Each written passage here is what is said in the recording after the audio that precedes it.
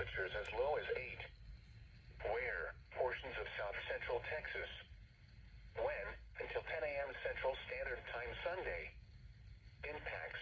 Frost and freeze conditions will kill crops, another sensitive vegetation, and possibly damage unprotected outdoor plumbing. Additional details.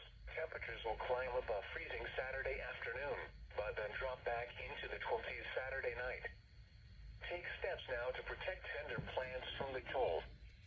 To prevent freezing and possible bursting of outdoor water pipes, they should be wrapped, drained,